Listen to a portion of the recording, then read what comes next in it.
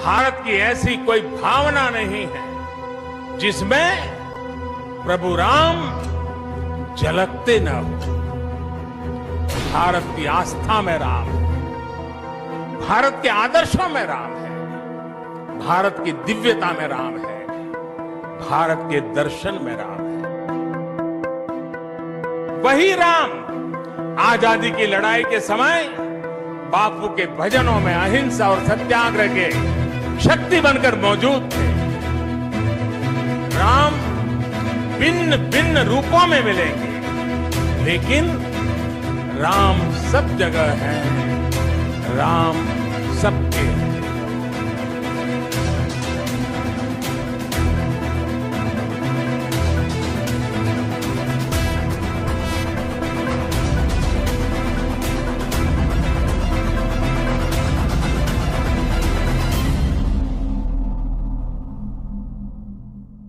Hi everybody. भारतीय साहित्य में किसी अन्य ग्रंथ ने भारतीय जनमानस को इतना प्रभावित नहीं किया जितना रामायण ने।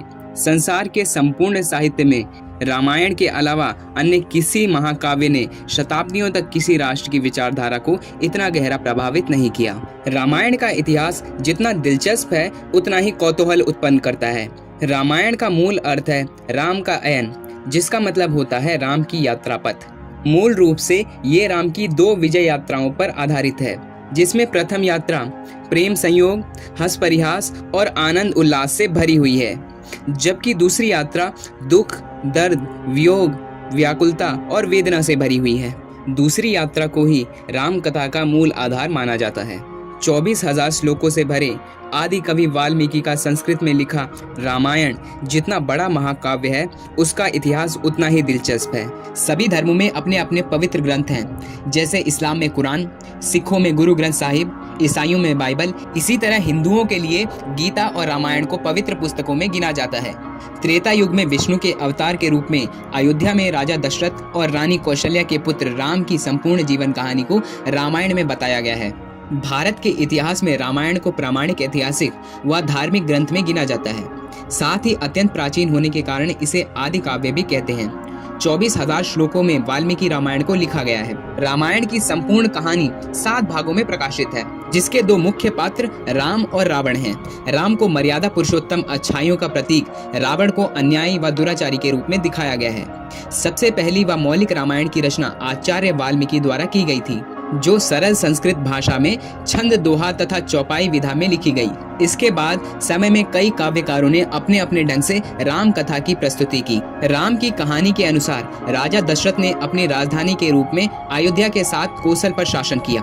उनकी 3 पत्नियां थीं, कौशल्या, प्रमुखरानी, सुमित्रा और कैकई। उनके 4 पुत्र थे, राम, लक्ष्मण, भरत और शत्रुघ्न। जब राजा दशरथ बूढ़े हुए तो उन्होंने अपने सबसे बड़े पुत्र राम को अयोध्या का अगला शासक नियुक्त किया, मगर दूसरी तरफ रानी कैकई अपने बेटे भरत को राज सिंहासन पर बैठाना चाहती थी। अतः कई वर्षों बाद उन्होंने राजा दशरथ की रक्षा में मांगे गए वचन राजा दशरथ के सामने रखे, जिसमें पहला प्रश्न था राम को 14 वर्ष का वनवास तथा दूसरा भरत को राजपद देना। अपने पिता को असमंजस की स्थिति में देखकर राम ने सीता व लक्ष्मण के साथ 14 वर्ष के वनवास को स्वीकार किया। पिता के वचन की पालना में वे जंगल में गए। भरत को जब यह पता चला तो वे बेहद दुखी हुए तथा राम के पीछे चले गए। अपनी मां के कुटिल व्यवहार की क्षमा मांगकर उन्हें वापस आने के लिए निवेदन किया, मगर उन्होंने भरत को समझाया तथा वापस अयोध्या जाकर शासन जारी रखने को कहा। वनवास के दौरान जब राम नासिक के पास पंचवटी के जंगल में रह रहे थे, तब रावण की बहन शूर्पणखा ने उनसे मुलाकात की और लक्ष्मण से उनसे शादी करने के लिए कहा। लक्ष्मण ने न केवल उनसे शादी करने से इनकार कर दिया, बल्कि उसका अपमान भी किया। राक्षस राजा रावण ने अपनी बहन के अपमान का बदला लेते हुए सीता का लंका में अपहरण कर लिया। राम और लक्ष्मण ने सीता को बचाने के लिए लंका की ओर प्रस्थान किया। रास्ते में राम ने सुग्रीव को बाली से अपने खोए हुए राज्य वापस लेने में मदद की। इस उपकार के लिए सुग्रीव ने अपनी सक्षम सेना के सेनापति हनुमान जी तथा स्वयं सेना लेकर भगवान राम के साथ चले। सीता के लिए न्याय और अन्याय का युद्ध राम व रावण के मध्य महायुद्ध होता है। इस युद्ध में रावण का भाई विभीषण भी राम का साथ देता है। युद्ध में अन्यायी रावण का समूल नाश हो जाता है।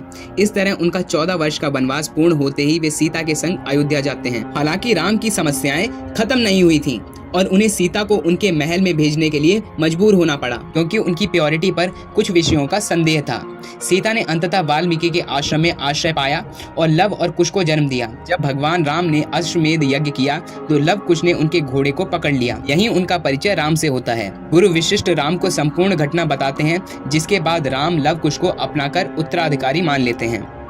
हिंदू स्मृति के इस महाकाव्य में अवतरित रघुकुल के राजा राम की गाथा कही गई है। इतिहासकारों एवं साहित्यकारों का मानना है कि वाल्मीकि जी ने रामायण की रचना 3री शताब्दी में की थी। माना यह भी जाता है कि महर्षि वाल्मीकि के रामायण लिखने से पहले राम से जुड़ी कहानियों का प्रचलन शुरू कर दिया गया था, जो 4वीं शताब्दी तक कुछ प्रचलित हो गई थी। महर्षि वाल्मीकि ने उन कहानियों को ही आधार बनाकर रामायण की रचना की। वाल्मीकि रचित आदि रामायण में अयोध्या कांड से युद्ध कांड, जिसे लंका कांड भी कहा जाता है, तक की चर्चा थी, जबकि बाल कांड और उत्तर कांड बाद में जोड़ा गया। शुरुआत में आदि रामायण का कोई प्रमाणित लिखित रूप नहीं मिलता। वो कई शताब्दियों तक मौखिक रूप से ही प्रचलित थी, जिसे बाद में लिखा गया। विकास के पहले चरण में राम आदर्श क्षत्रिय रूप में भारतीय जनमानस के सामने पेश किए गए, लेकिन समय के साथ साथ रामायण की लोकप्रियता बढ़ती गई। इसके साथ ही राम का महत्व बढ़ने लगा। कृष्णा की भांति राम भी पहली शताब्दी में विष्णु के अवतार के रूप में स्वीकार किए जाने लगे।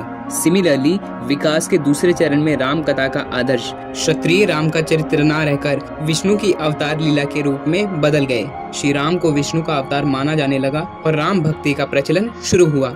राम भक्ति का प्राचीन उल्लेख तमिल अलवरों की रचनाओं में मिलता है। 12वीं शताब्दी में रामानुजन संप्रदाय में राम भक्ति की रचना शुरू हुई और आगे चलकर रामानंद और रामावत संप्रदाय में राम भक्ति जनमानस की धार्मिक चेतना का केंद्र बन गया और इसी से प्रभावित होकर उनकी रामायणों की रचना हुई।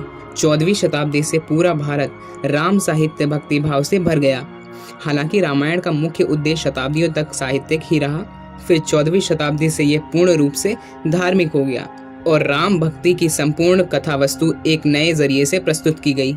यह राम कथा का तीसरा चरण था, जहां राम विष्णु अवतार की लीला मात्र न रहकर भगवान राम के गुण कीर्तन के रूप में बदल गए। इसी तरह रामायण और राम कथा के अनेक रूप धारण करते हुए धीरे धीरे संपूर्ण भारतीय संस्कृति में रंज बस गया। जब संस्कृति बोलचाल की भाषा नहीं रही तो कवियों और संतों ने इसे अपनी अपनी बोलचाल और प्रदेश की भाषाओं में लिखा। दक्षिण की भाषाओं में रंगनाथ रामायण तेलुगु में लिखी गई। इसी तरह महर्षि कंबर ने तमिल में, तलचत्तु रामानुजन ने मलयालम में और नागचंद्र ने कन्नड़ में इसे लिखा। पूर्व में महाकवि कीर्तिवास ने इसे बांग्ला भाषा में लिखा। महाराष्ट्र में संत एकनाथ ने इसे मराठी में लिखा और उत्तर में स्वामी तुलसीदास ने इसे अवधी में लिखा। रामायण में सत्य की असत्य पर जीत ने रामायण को देश और दुनिया का सबसे महान काव्य बना दिया। रामायण का इतिहास यह दर्शाता है कि वैदिक काल से ही मर्यादा पुरुषोत्तम राम हमारे सामाजिक और सांस्कृतिक जीवन के अभिन्न अंग रहे हैं और बुराई पर अच्छाई के जीत का प्रतीक रहे हैं। संस्कृत में रचित वाल्मीकि रामायण, जिसे अर्ष रामायण भी कहा जाता है, सबसे प्राचीन मानी जाती है। वाल्मीकि रामायण छंदों में लिखी गई है। इसमें श्री राम का उत्तम तथा विराट रूप काव्य रूप में वर्णन है, जिसे वाल्मीकि रामायण भी कहा जाता है। वाल्मीकि रामायण को पढ़कर ऐसा नहीं लगता मानो उन्होंने श्री राम के बारे में जो कुछ भी देखा या सुना उसे वेदों की भाषा में अंकित किया। मौजूदा वक्त में राम के चरित्र पर आधारित जितने भी ग्रंथ हैं, उन सभी का मूल महर्षि वाल्मीकि की लिखी गई वाल्मीकि रामायण से लिया गया है। गोस्वामी तुलसीदास की रामचरितमानस उत्तर भारत में सबसे ज्यादा प्रचलित है। श्री रामचरितमानस अवधी भाषा में गोस्वामी तुलसीदास ने 16वीं सदी में लिखी थी, जो एक महाकाव्य है और साथ ही साथ इसे तुलसी रामायण भी कहा जाता है। दुनिया के कई देशों में रामायण के चित्रों में अपनी अपनी व्याख्याएं और चित्रण हैं, लेकिन कहानी एक, असत्य पर सत्य की विजय। थाईलैंड में रामकियन या राम कीर्ति के नाम से मशहूर है। कंबोडिया में राम बत्थु तथा मलेशिया में हिकायत सीसी राम के नाम से प्रसिद्ध है। भाव भंजन या मंचन का तरीका भले ही अलग हो, लेकिन रामायण की कथा वस्तु हर देश में एक ही है। रामायण आज सिर्फ भारत की धरोहर ही नहीं, बल्कि दुनिया के कई मुल्कों, खासकर आसियान कंट्री के सामाजिक तथा सांस्कृतिक का एक अहम हिस्सा है। अलग अलग देशों में रामायण का अलग अलग रूप है। पहली शताब्दी से लेकर 9वीं शताब्दी के बीच रामायण इसी तरह दुनिया के कई देशों में पहुंच गई और वहां के सामाजिक तथा सांस्कृतिक जीवन का हिस्सा बन गई। इसी दौरान राम कथा और रामायण ने न केवल Burma, Thailand, Cambodia, Laos, Vietnam, Malaysia, Indonesia, Tibet, China, Japan, Turkistan, Sri Lanka, Nepal तक पहुंच गई तथा समय के साथ फलती फूलती रही। That's it from my side. Thank you.